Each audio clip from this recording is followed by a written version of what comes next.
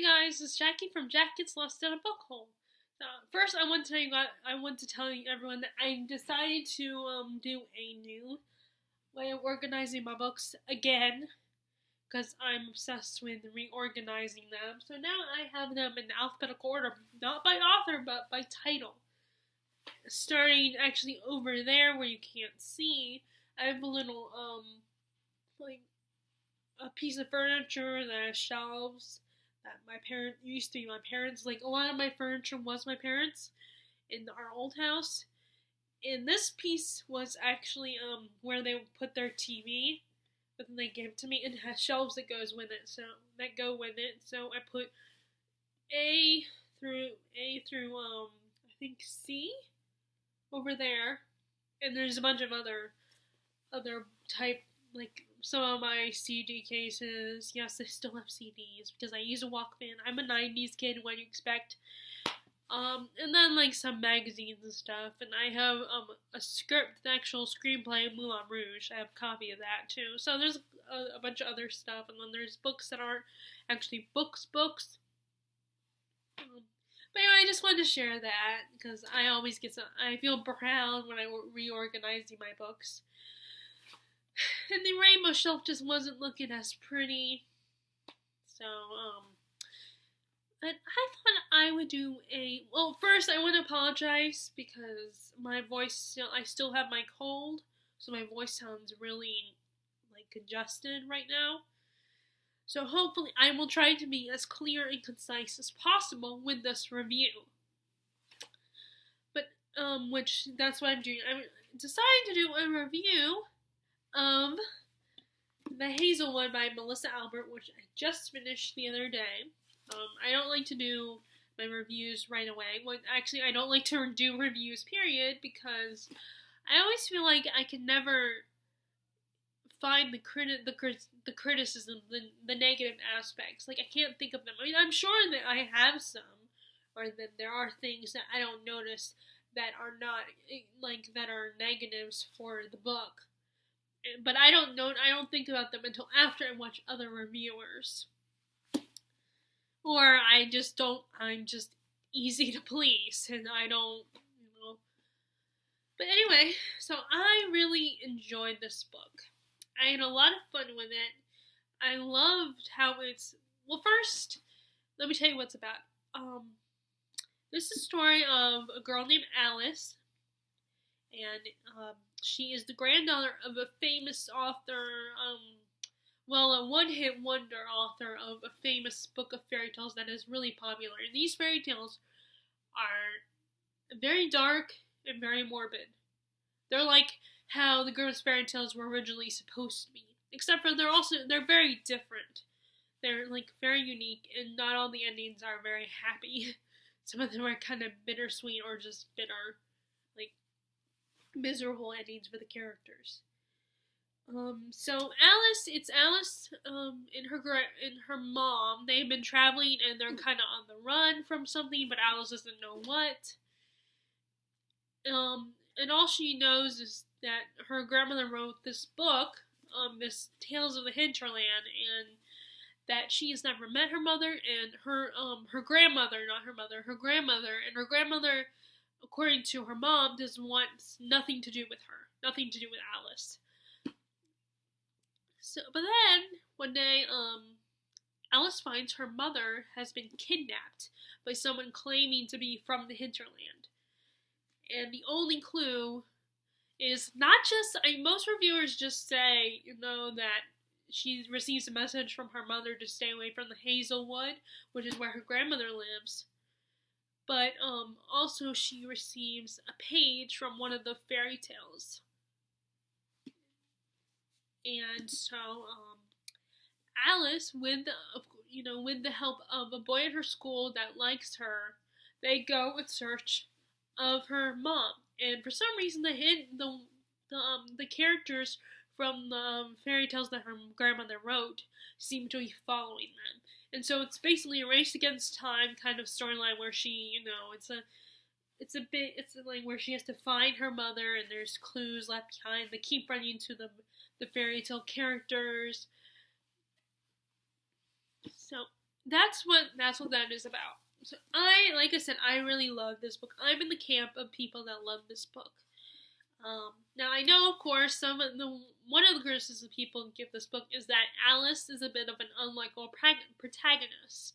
Now I personally like unlikable protagonists because it mixes it up a little bit, especially with YA, because YA, the female protagonist, I feel like most of the time they're really likable, or they're like really nice and sweet and naive, or really shy, or they're not, and sometimes they're perceived as annoying. But now of course some people might find Alice annoying because she's a bit on the kind of mean, which her meanness is understandable. I mean, it's just been her and her mom. She's kind of abandoned by her mom. Not, I mean, abandoned. She feels not by her mom. I keep saying her mom.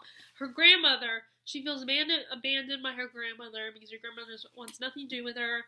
And of course, she's stressing out because her mother has just been kidnapped. And everybody keeps telling her to stay away from the Hazelwood, stay away from the hinterland.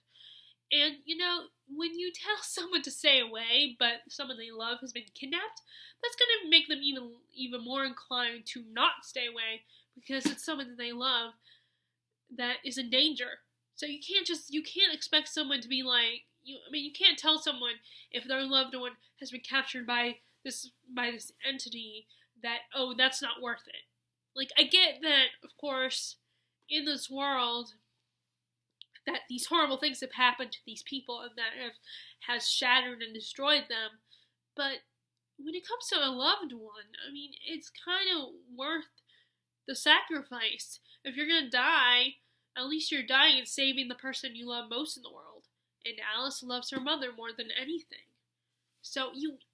But of course, you're not going to have the drama without someone telling you. In these stories, you're not going to not have a character being like, stay away from this thing. It's just not going to happen.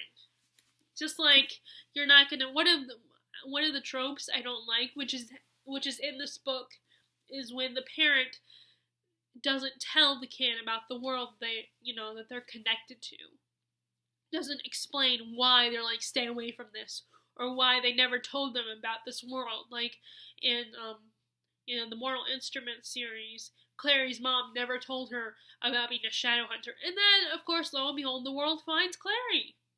And she gets wrapped up in this crazy world. And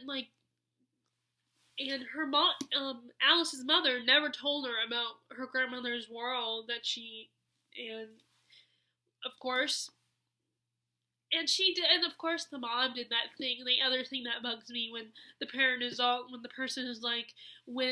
person that they blame for all this craziness and them, is gone, they're like, I'm free, but then they're never free, because it's never really that person's fault, that all the craziness. I mean, maybe it is partly their fault, but it's never completely their fault, and you can never run away from this kind of stuff in fantasy worlds.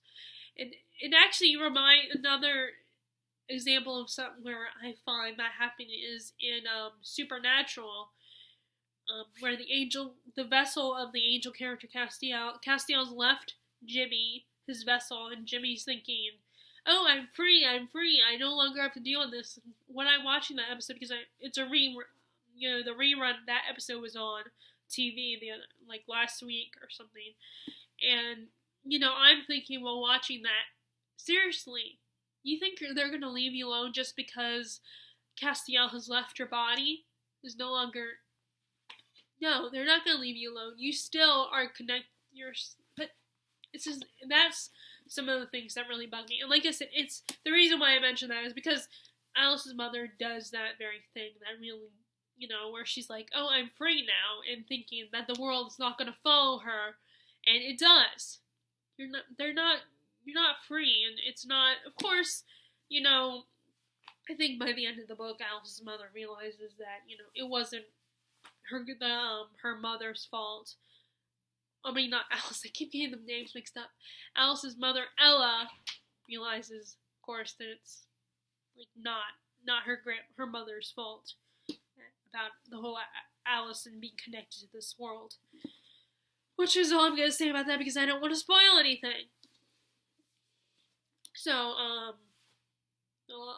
this book might be like hinting things. I'm hinting things a little bit, but I'm not gonna give away too much. But I love how this. One second.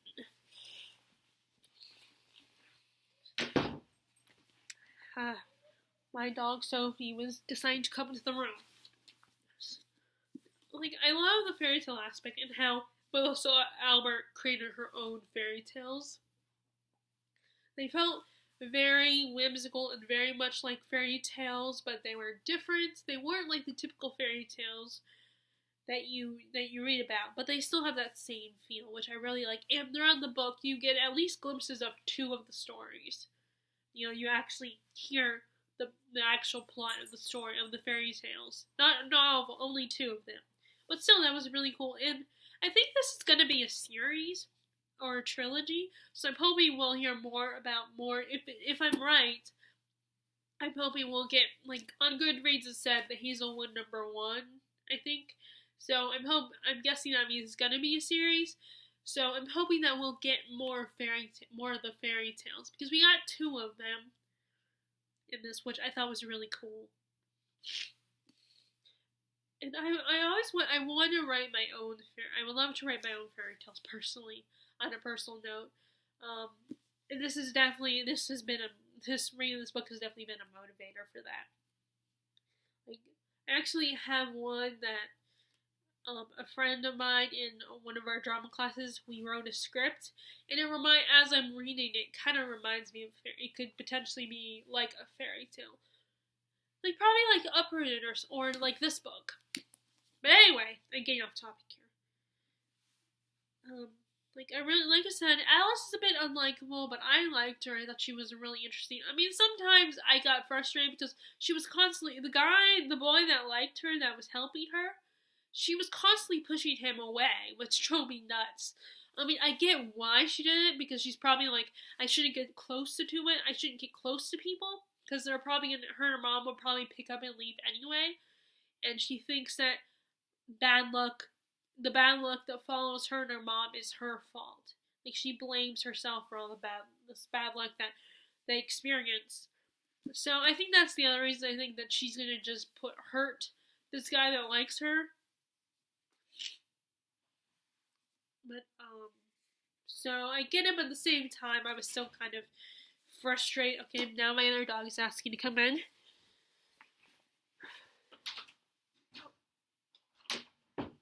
Oh, no, never mind, I thought he was. I thought I heard him scratching. What was I gonna say? So I get why.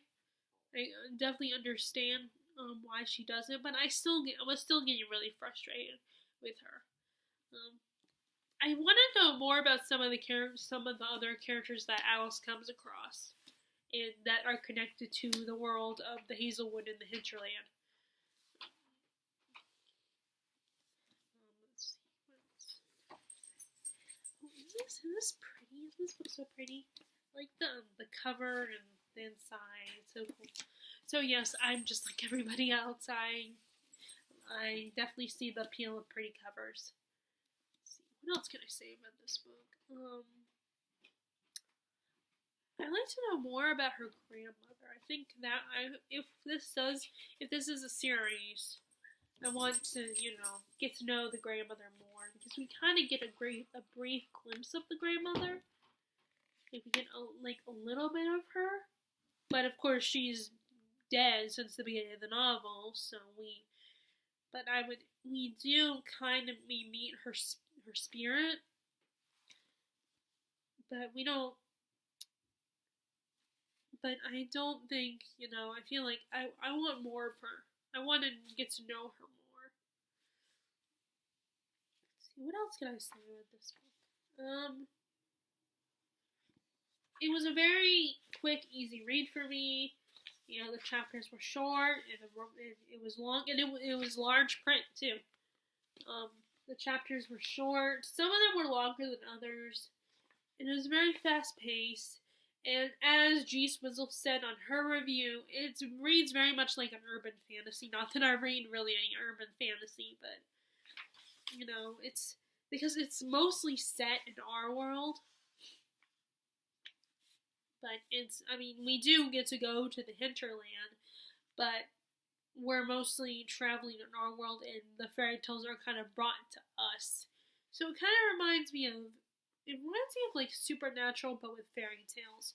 Granted, Supernatural does deal with fairy tales sometimes. Like there's at least one episode one of my favorite episodes, where they come across fairy tales.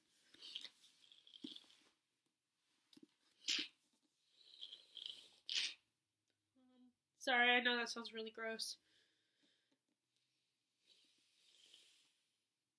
So that's really all I gotta say about this book. I really liked it. I enjoyed the ride, and I'm a little conflicted about about it possibly being a series, because I thought it was a standalone, but like I said on Goodreads, I think it said the Hazelwood book 1. So it's like I love series. I really love series, but it's like when I think a book is a standalone and I buy it, and then I realize there's another book in the story that's like a sequel to it. That's like, really? Seriously? Now I have to wait for the sequel to come out? Or I have to go buy the sequel now? And there's actually I bought one book recently called The Plunder of Souls, which I think it's one of those companion series where it's this one main character in every book, and he goes on all these crazy adventures. So I think it's one of those books where, yeah, it has a continuation, but it's not like you have to read the books in order, because there might be little things. There might be like little things in the story that might, you should read the book before if you want to know the reasons behind that or what that means.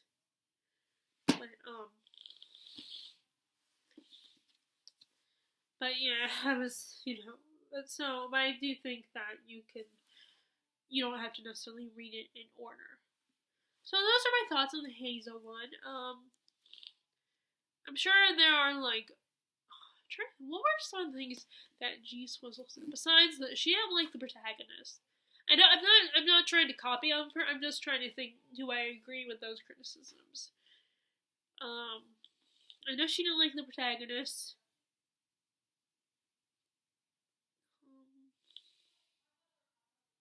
I can't remember what else she said. I'm not trying to copy off of her review, but I'm just trying to think. Do I agree with her criticisms? Like, I don't agree with her on the protagonist. I personally like the protagonist, even though she was unlikable.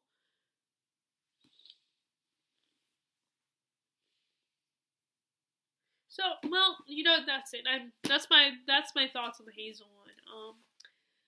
I really do think you should check it out if you haven't already. It's really fun, and it's a very interesting read. It's probably not wow, but it's really good, and I really like it.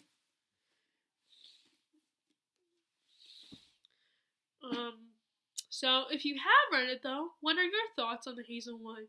Did you like it like I did, or do you have criticisms about it? Or do you want to read it yourself? Because, like I said, I definitely recommend it. Well, if you liked my review, my thoughts on the Hazel one, then give it a thumbs up if you like this video. And if you haven't already, please subscribe to my channel. I really appreciate it. And I will talk to you guys later. Alright, bye.